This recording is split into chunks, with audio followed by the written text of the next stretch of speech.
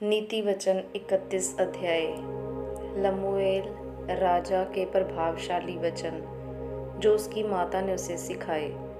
हे मेरे पुत्र, हे मेरे निज पुत्र, हे मेरी मन्नतों के पुत्र, अपना बल स्त्रियों को ना देना, ना अपना जीवन उनके वश में कर देना जो राजाओं का पौरुष खा जाती हैं।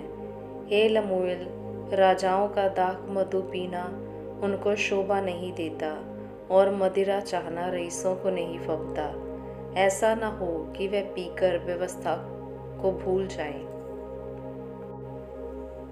और किसी दुखी के हक को मारे।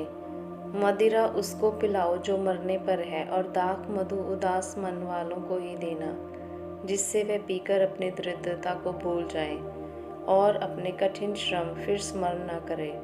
गूंगे के लिए अपना मुंह खोल और सब अनाथों का न्याय उचित रीति से किया कर। अपना मुंह खोल और धर्म से न्याय कर और दीन दरिद्रों का न्याय कर।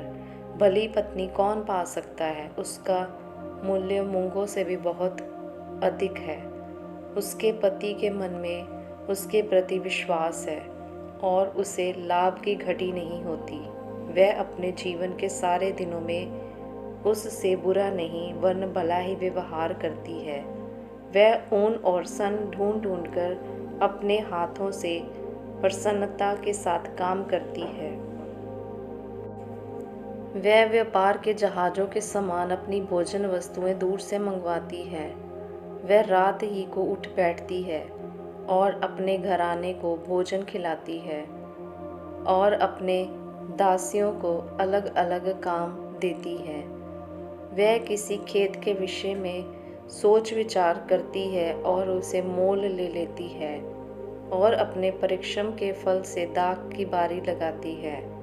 वह अपनी कटनी को बल के फेंटे से कसती है और अपनी बाहों को दृढ़ बनाती है।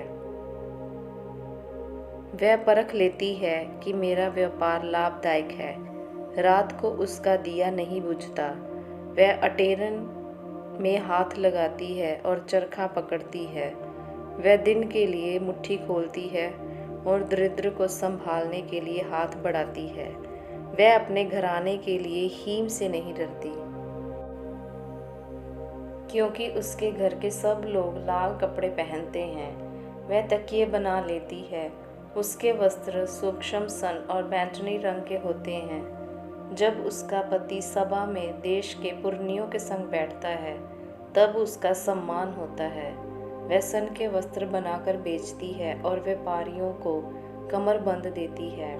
वह बल और प्रताप का पहरावा पहने रहती है और आने वाले काल पर हंसती है। वह बुद्धि की बात बोलती है और उसके वचन कृपा की शिक्षा के अनुसार होते हैं। वह अपने घराने के चाल चलन को ध्यान से देखती है और अपनी रोटी बिना परिश्रम नहीं खाती। उसके पुत्र उठ कर उसको धन्य कहते हैं। उसका पति भी उठकर उसकी ऐसी प्रशंसा करता है। बहुत सी स्त्रियों ने अच्छे अच्छे काम तो किए हैं, परंतु तू उन सबों में श्रेष्ठ है। शोभा तो झूठी और सुंदरता व्यर्थ है, परंतु जो स्त्री यहोवा का भय मानती है उसकी प्रशंसा की जाएगी।